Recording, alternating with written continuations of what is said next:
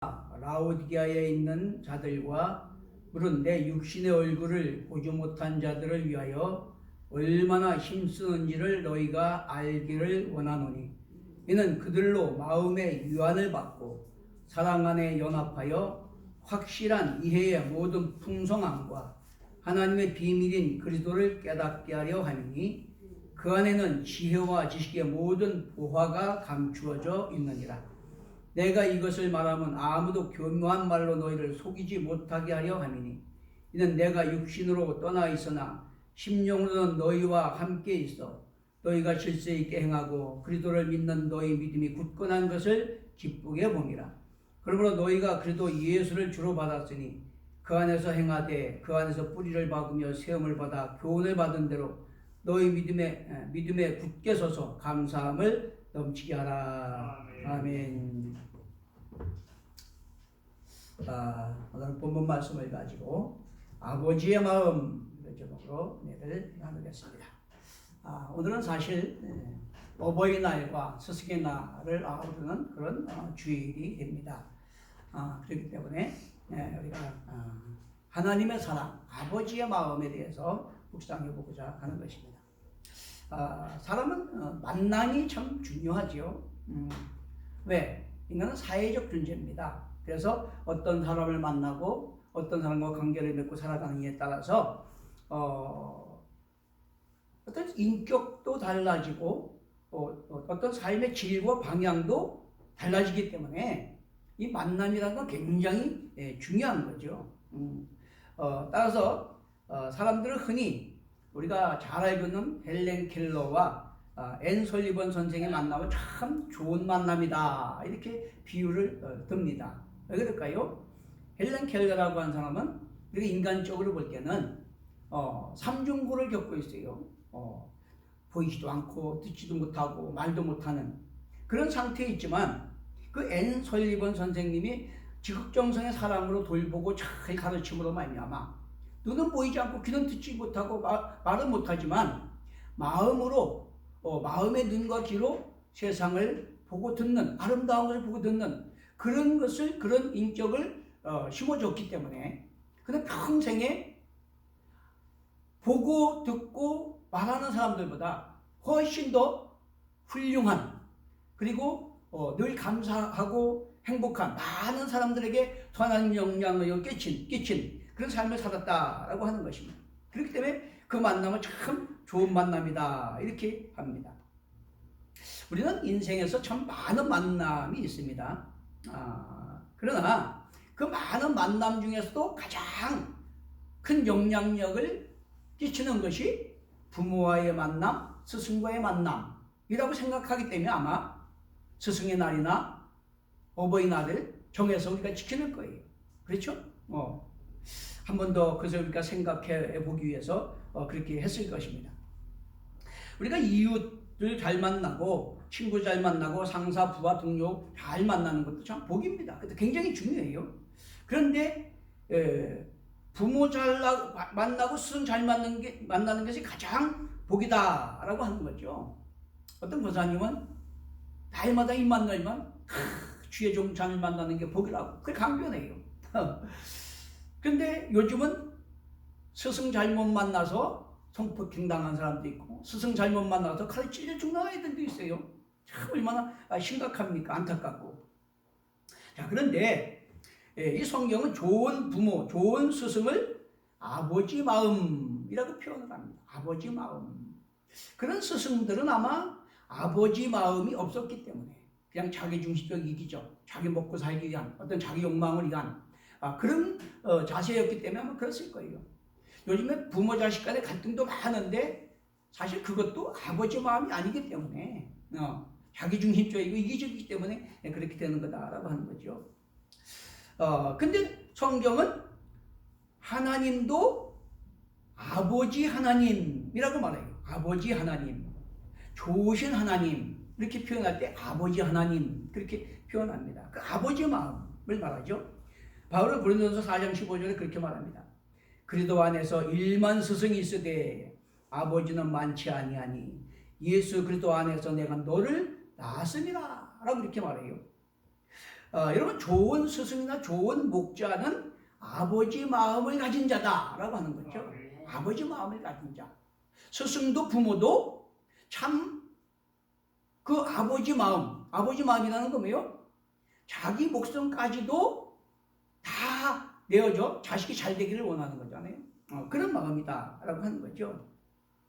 디모데전서 2장 7절에 바울은 믿음과 진리 안에서 내가 이방인의 스승이 되었노라 라고 말합니다. 목자지만은 영적인 스승이라고 말해요. 그러면서 디모데전서 4장 3절에 보면 때가 이르리니 사람이 바른 교훈을 받지 아니하며 귀가 가려워서 자기의 사역을 따라 스승을 많이 두고 또 귀를 진리에서 돌이켜 허탄한 이야기를 따르라 라고 경고합니다. 지금 우리 현실이 그렇잖아요. 참 마이도 똑똑하고 능력 있는 스승들 많습니다. 그런데 사람들이 타락한 문화와 사상과 자기 욕망을 위해서 정말 진정성 있고 참되고 그런 인간답게 그 훈과 인격을 갖추게 하기 위해서 애쓰는 사람보다 자기 필요, 자기 욕망을 채워줄 스승을 많이 두고 거길 따라간다는 말이죠. 여러분 좋은 부모는 사실 선택할 수가 없잖아요. 그죠? 좋은 부모를 선택할 수가 없어요. 그럼 어떻게 돼요? 내가 좋은 부모가 되어야 될 줄로 믿습니다. 이거 굉장히 중요한 거예요. 좋은 부모를 선택할 수는 없어요. 그런데 그 좋은 부모를 만나는 게 그 자녀의 인생에 엄청난 영향력을 준다는 말이에요. 우리가 TV를 이렇게 봐도 그런 그 상담 사례들을 보면 그렇잖아요. 어떤 부모 밑에서 자랐느냐에 따라서 그 사람의 인생이, 그 인격이, 성품이 전혀 달라요. 사랑할 줄도 모르고 사랑받을 줄도 모르는 사람도 있고 정말 큰 마음을 가지고 품고 사랑하고 이해하고 용납하며 그렇게 잘 살아가는 사람도 있고 그게 중요합니다. 그렇기 때문에 부모를 선택할 수는 없기 때문에 내가 좋은 부모가 되기에 힘써야 된다. 할렐루야. 어떻게? 하나님 아버지의 사랑을 우리가 깨닫고 그 하나님 아버지의 마음을 가지고 할렐루야. 좋은 부모가 되는 그렇게 돼요. 그런데 스승도 때로는 선택할 수도 없지만 선택할 수도 있잖아요. 그죠? 어떤 사람을 내가 멘토로 삼고 살아가느냐에 따라서 다르죠. 그렇기 때문에 본인의 태도와 선택의 중요성도 여기서 강조하고 있다라고 하는 것입니다. 그렇기 때문에 올바른 분별과 올바른 선택과 좋은 관계가 얼마나 중요한가 이걸 강조하고 있어요. 왜? 우리는 그 어떤 사람과의 관계 속에서 살아가느냐에 따라서 우리의 세계관과 가치관과 사고방식이 달라져요. 우리의 인격이 달라져요. 그렇기 때문에 우리의 삶의 질과 방향이 달라지고 행불행이 달라지는 거예요. 그렇기 때문에 좋은 만남이 복이라는 걸 깨닫게 되시길 바랍니다. 자, 오늘 본문은 이 바울 사도가 골로새와 라오디아계에 있는 자들과 바울의 육신의 얼굴을 보지 못한 자들을 위하여 바울이 얼마나 힘쓰는지를 너희가 알기를 원하노라 이렇게 시작을 합니다. 이 골로새 교회 근처 루카스 평야에 있는 교회가 라오디아 교회고 바울의 얼굴을 보지 못한 그 교회를 에바브라가 개척한 히에라볼리 교회라고 이렇게 추정을 하고 있습니다. 자, 문제는 뭐냐면 그렇게 개척한 교회든 개척하지 않은 교회든 주 안에서 그 바울이 그들을 향한 그 사랑이 얼마나 큰지 힘쓰다 이것은 헬라어로 아고나라고 말하는데 그냥 보통 힘쓴다 그런 얘기가 아니고 아주 순교적인 전투적 행위를 말하고 있어요. 목숨을 내놓고 하는 그런 힘쓰고 애씀 그 사랑 그걸 이야기하고 있습니다. 그렇기 때문에 우리가 보통 애끓는다, 애쓴다, 또 애태운다 그런 말 하잖아요. 근데 그 애가 뭐예요? 창자를 말해 창자. 창자가 끊어지는 듯한 아픔 그거를 인내하면서 해산의 고통을 이겨내는 그 사랑 그것을 말하는 거예요. 그것을 이해하기 쉽게 그렇게 말합니다. 여러분 하나님의 사랑도 어떤 사랑입니까?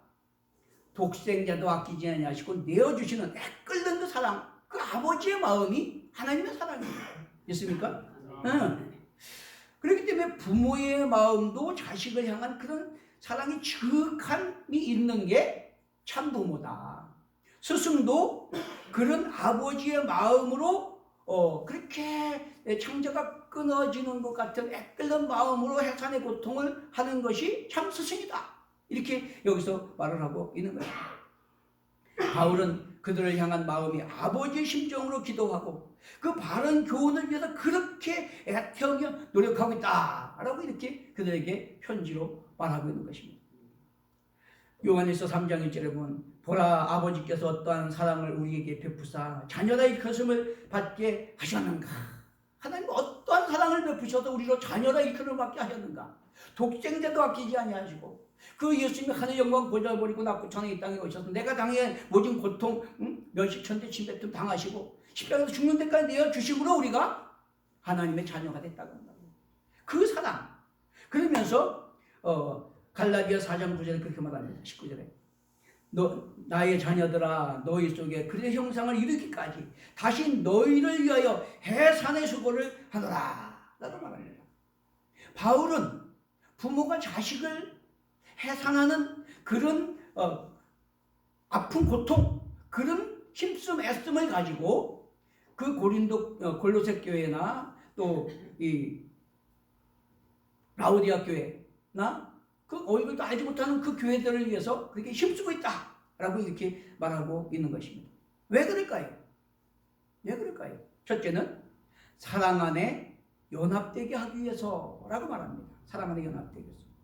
그것은 무슨 뜻이냐면 그리스도인 가정이나 교회는 그리스도를 머리로 한 한 몸의 지체처럼 한 운명 공동체다라고 이렇게 말을 하고 있습니다.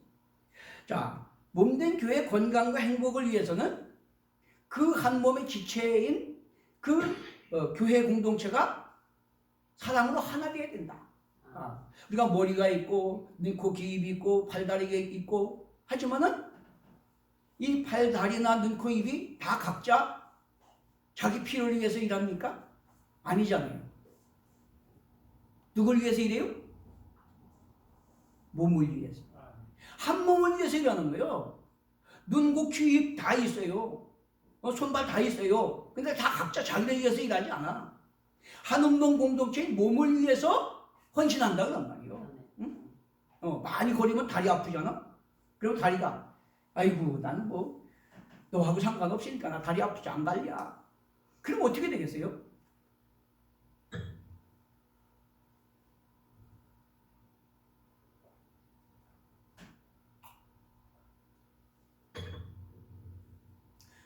그러면 그 몸이 건강하거나 편리하거나 어떤 일을 이루거나 기쁘거나 행복할 수 없습니다. 그렇기 때문에 그 몸이 건강해야 각 지체가 다 행복하잖아요. 그죠? 그 몸이 건강해야 어떤 목적을 이룰 수가 있잖아요. 그렇기 때문에 사랑하면서 하나 되게 하기 위해서 그렇게 편지를 하고 있다.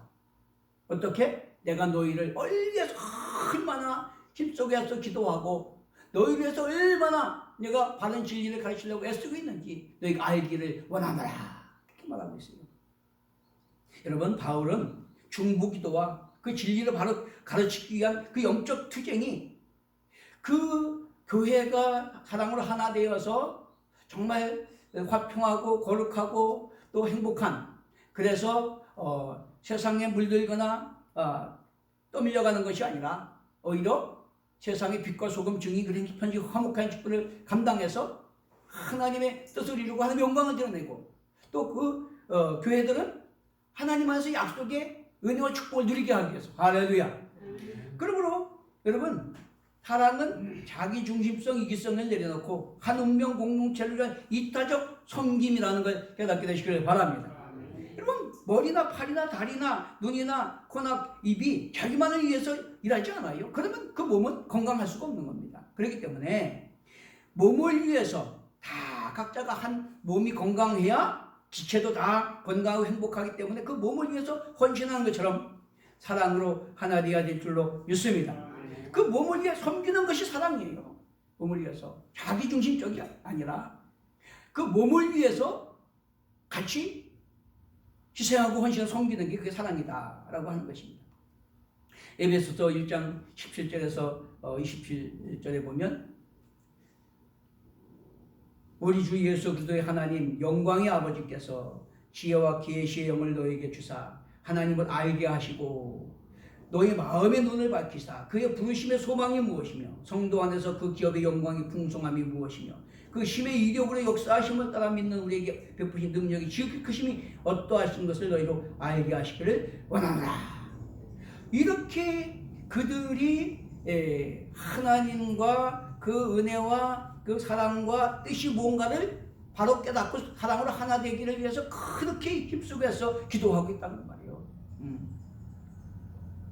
저도 매일 여러분을 위해서 새벽마다 1시간 반에서 2시간 기도하는데 제 기도보다 우리 몸이 지체된 교회 공동체를 위해서 기도합니다. 여러분도 다 그럴 줄 믿습니다. 우리가 그렇게 사랑하면서 하나가 될 때 세상이 감당치 못하는, 세상이 아무리 폐역과 혼탁해도 세상이 감당치 못하는, 우리가 세상 어둠을 밝히고 세상을 살기처럼 변화시키는 능력 있는 교회가 될 줄로 믿습니다.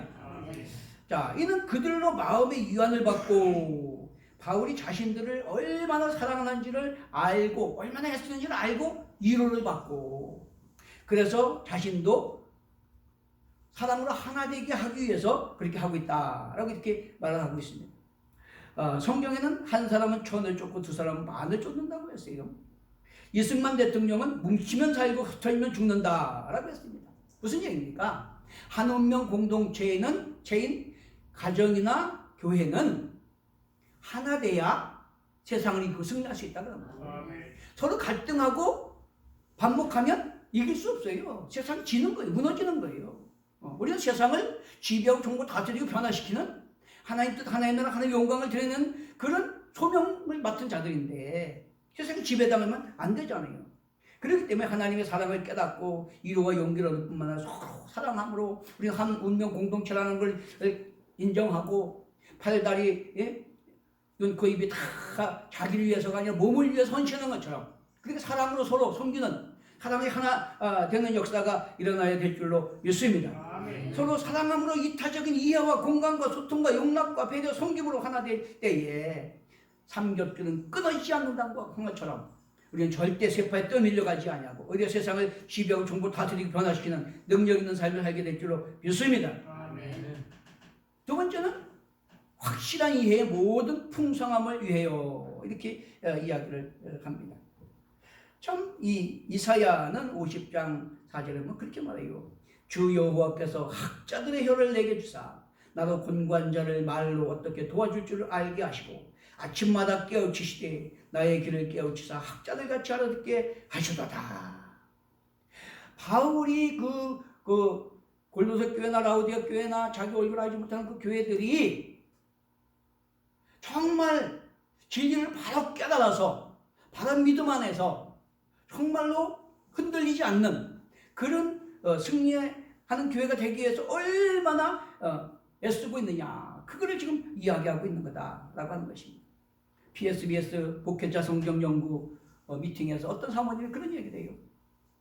성경 공부를 하고 있지만 참 내가 사보지만 뭔가 구원과 믿음이 뭔지 거기에 대해 확실하게 좀 뭔가 구체적이고 명료했으면 좋겠다, 그런 얘기를 해요.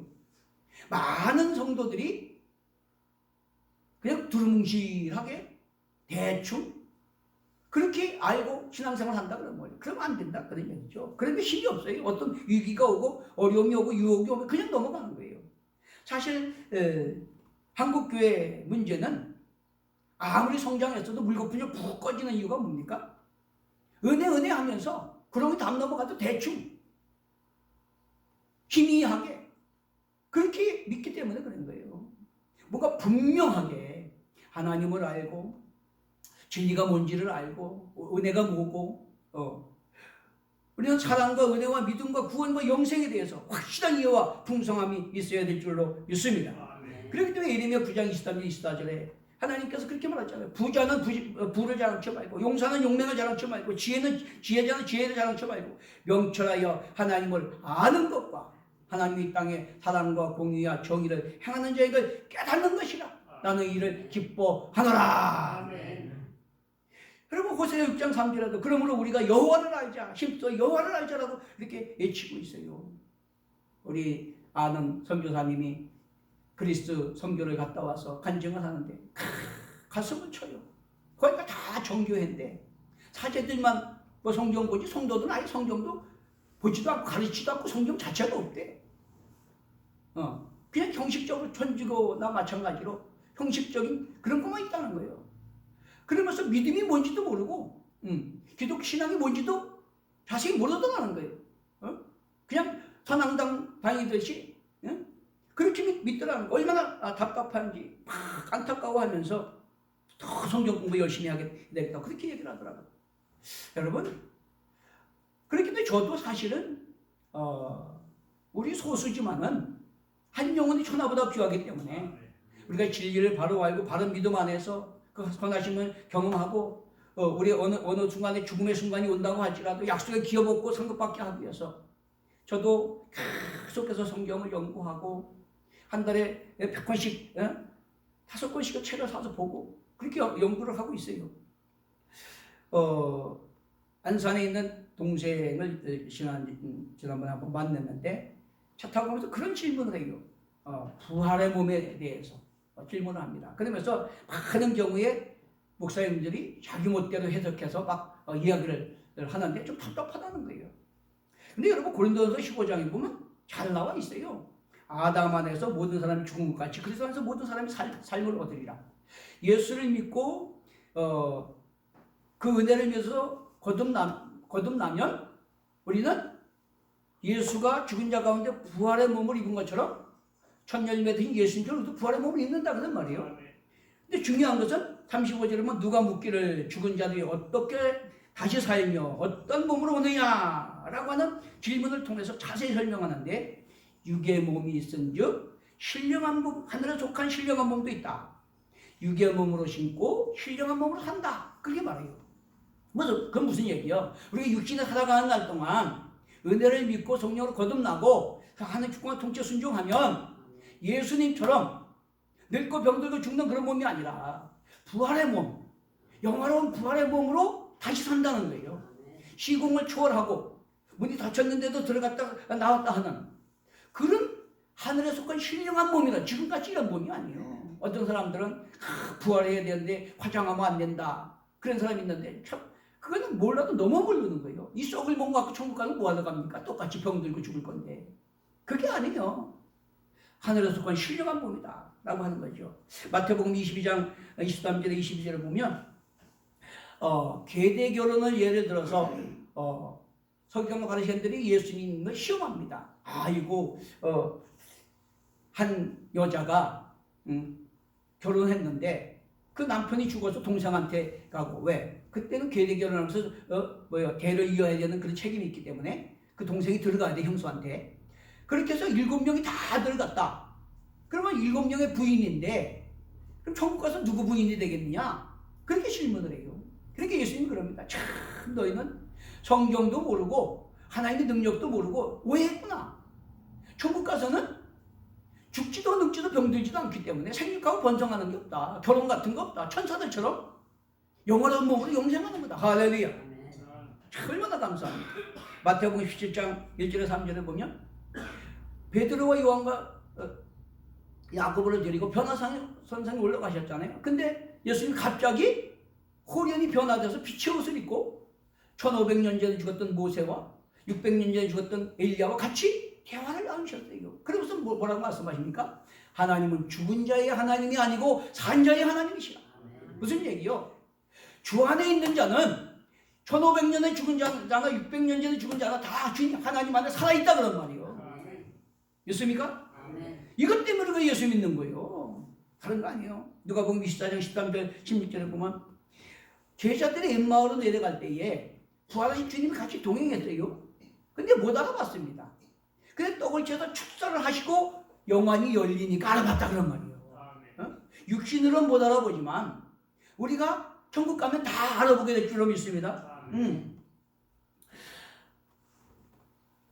그렇기 때문에 성경을 하나님이 계신 말씀이 기준이지 그냥 내가 믿고 싶은 대로 그렇게 믿으면 큰일 나는 거예요. 구원의 문제도 마찬가지입니다. 이게 굉장히 중요한 거죠. 구원의 문제가. 요한일서 1장 12절에 보면 영접하는 자 곧 그 이름을 믿는 자들에게는 하나님의 자녀되는 권세를 주셨으니, 요한복음 6장 40절에 보면 내 아버지의 뜻은 아들을 보고 믿는 자마다 영생을 얻는 이것이니 마지막 날에 내가 이를 다시 살리시리라. 예수 믿으면 다 구원받아요. 믿습니까? 네, 벌써 다 천국을 가셔가지고 뭐. 예수 믿으면 구원받아요. 근데 문제는 믿음이 뭐냐 하는 거예요. 믿음이 뭐냐. 예수 믿으면 구원받는데 믿음이 뭐냐. 응? 그래서 영접하고 믿으면 구원받는데, 요한복음 3장 3절에 니고데모가 예수님을 찾아왔어요. 니고데모는 율법학자고 당대 존경받는 랍비입니다. 근데 예수님이 대놓고 뭐라 그럽니까? 네가 거듭나야 되겠다. 한번 따라합시다. 거듭나야 되겠다. 거듭난다는 게 뭐예요? 육의 사람이 영의 사람이 되는 거예요. 내가 주인으로 살던 것이 하나님의 주권을 인정하고 예수님을 주인으로 모시고 살아가는 거예요. 응? 내 욕망을 따라 살던 것이 주님의 뜻을 따라 살아가는 거예요. 그럼 거듭나야 하나님 나라를 보고 볼 수 있고 들어갈 수 있다 그랬어요. 3장 6절에 살리는 것은 영이니 육은 무익하니라. 살리는 건 영이요. 우리 육신이 아니요. 우리 속에 있는 영으로 말미암아. 로마서 8장 9절 11절에 보면 그리스도 영이 없으면 그래서 사람이 아니요. 그래서 영이 우리 안에 있으면 우리 육신은 썩어질 것이지만 우리는 부활의 생명을 가진 거다 그런 말이요. 그렇기 때문에 너희 안에 있는 그들의 영으로 말미암아 예수를 죽은 자 가운데 살리시니까 너희 죽을 몸도 영원한 몸으로 살리시리라. 이게 확실한 거예요, 여러분. 고린도전서 2장 1절에서 12절에 보면 우리가 확실하게 나와 있죠.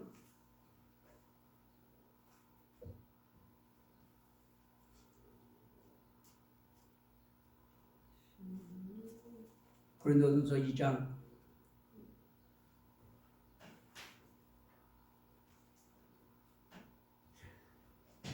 1절 한번 읽겠습니다. 오직 은밀한 가운데 있는 하나님의 지혜를 말하는 것으로서 곧 감추어졌던 것인데 하나님이 우리의 영광을 위하여 만세전에 미리 정하신 것이라. 이 지혜는 이 세대의 통치자들이 한 사람도 알지 못하였나니 만일 알았더라면 영광의 주를 십자가에 못 박지 아니하였으리라. 기록된 바 하나님이 자기를 사랑하는 자들을 위하여 예비하신 모든 것은 눈으로 보지 못하고 귀로 듣지 못하고 사람의 마음으로 생각하지도 못하였다 함과 같으니라. 오직 하나님의 성령으로 이것을 우리에게 보이셨더니 성령은 모든 것 곧 하나님의 깊은 곳까지도 통달하시느니라. 사람의 일을 사람의 속에 있는 영위에 누가 알리요? 이와 같이 하나님의 일도 하나님의 영위에는 아무도 알지 못하느니라. 우리가 세상의 영을 받지 아니하고 오직 하나님으로부터 온 영을 받았으니 이는 우리로 하여금 하나님께서 우리에게 은혜로 주신 것들을 알게 하려 하심이라. 여러분, 하나님의 성령이 조명하셔야 우리가 성령으로 거듭나서 영의 사람이 돼야 그 구원의 비밀을 깨달아 알고 믿어서 구원받게 되는 거다. 이거 얼마나 놀랍습니까, 여러분? 그냥 부렁이 담 나온 가도 그렇게 믿으면 안 되는 거예요. 히브리서 4장 2절에 그들과 같이 우리도 복음 전함을 받은 자들이나 들은 바 말씀이 그들에게 유익하지 못한 것을 듣는 자가 믿음과 결부시키지 아니하리라. 여러분, 믿음은 지식이나 생각이 아니에요. 진짜 믿어져서 그분의 주권과 통치에 순종하는 거예요. 그게 믿음입니다, 여러분. 히브리서 6장 7절에 땅이 그 위에 자주 내리는 비를 흡수하여 밭가는 자들이 쓰기 합당한 채소를 내면 하나님께 복을 받고 만일 가시와 원공키를 내면 버림을 당하 마지막은 불사름이 되리라. 그 하나님의 주권이 인정 안 되고 그 통치의 명령에 순종하지 않으면 결국 자기 뜻대로 자기 욕망대로 살면 교회 다니고 집사 권사 장로 목사가 돼도 결국은 불사름이 된다는 거예요. 누가복음 13장 23절 24절에 어떤 사람이 여짜오되 주여 구원받는 자가 적으니까 그들에게 이르시되 좁은 문으로 들어가기를 힘쓰라. 내가 너에게 이르노니 들어가기를 구하여도 못하는 자가 많으니라. 그럼 우리 정신 똑바로 차려야 돼요. 그냥 나이동뽕 하듯이 그렇게 구원받는 게 아니에요. 은혜 하니까 그냥 내 할 짓 다 해도 하나님 알아서 해주는 건 줄 알았는데 천만의 말씀이에요. 우리가 고시 합격만 하려도 밤잠 안 자고 몸부림쳐도 힘든데 우리 영생 구원 받는 걸 그렇게 나이롭봉해서 얻는 거지 그렇게 생각하면 안 됩니다, 여러분. 은혜라고 하는 것은 우리 인간의 힘과 능력으로 노력으로 할 수 없는 것을 성령의 도우시는 능력으로 가능하게 한 것이 은혜예요. 믿습니까? 네. 하나님 은혜가 충만하게 되시길 바랍니다. 빌립보서 2장 12절에 항상 복종하여 두렵고 떨림으로 너희 구원을 이루라. 베드로전서 1장 17절에 예모로 보시지 않고 각 사람의 행위대로 심판하시는 이를 아버지라 부른즉 너희가 나그네로 있을 때를 두려움으로 지내라 그랬어요. 우리가 은혜를 믿고 하나님과 주권과 통치에 순종해서 서로 그 계명칙 사랑하는 섬기는 삶을 살아갈 때 우리 안에 성령이 보증하심으로 구원의 확신과 기쁨과 소망이 넘치게 되고 주님 앞에 기업복 상품과 멸류관 받으시기까지 승리하게 될 줄로 믿습니다. 다 그렇게 되시는 걸 축원합니다. 요한에서 3장 14절에 우리는 형제를 사랑함으로 사망에서 옮겨 생명으로 들어간 줄 알거니와 사랑하지 아니하는 자는 사망에 머물러 있느니라. 하나님의 주권과 통치에 순종하고 그 명령과 계명 지켜서 서로 사랑하는 것이 믿음이다. 믿습니까?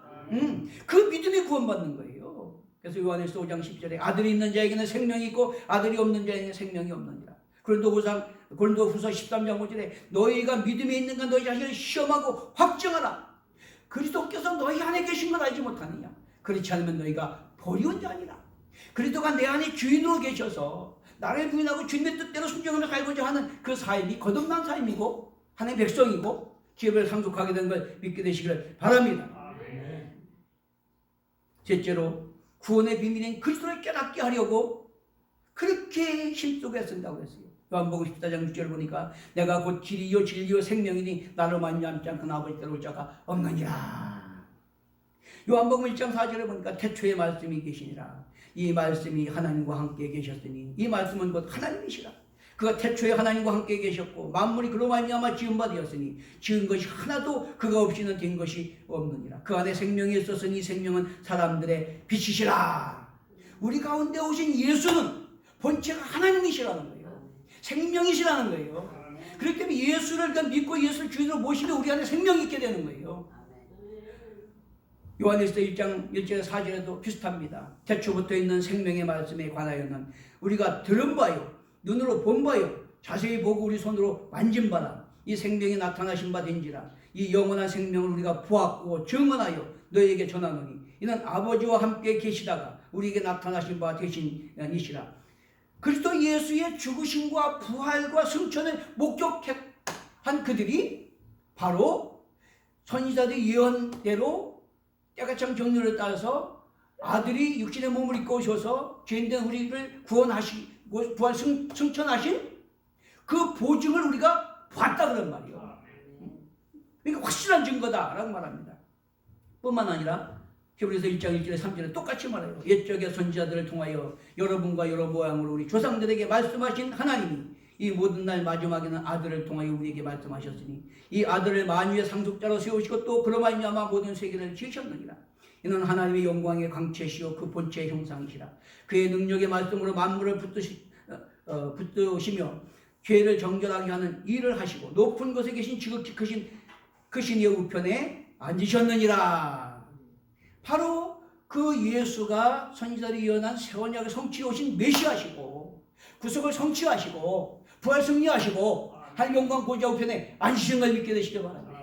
뿐만 아니라 그 보증으로 성령을 보내주셔서 믿는 자를 성령으로 거듭나게 하시고 그 하나님의 구원의 비밀을 알고 예수를 주인으로 모시고 삶으로 말미암아 이 땅에서 선하시는 능력을 경험하게 되고 주님 앞에 갈 때도 기업복 상급받기까지 승리하게 되는 걸 믿게 되시길 바랍니다.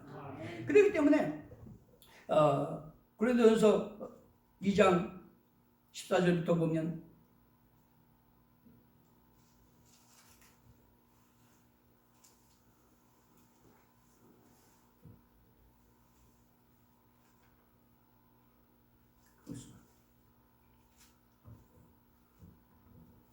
아까 했나?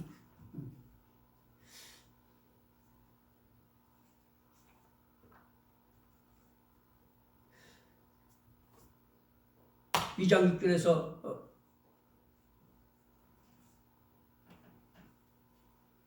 죄송합니다. 제가 착각을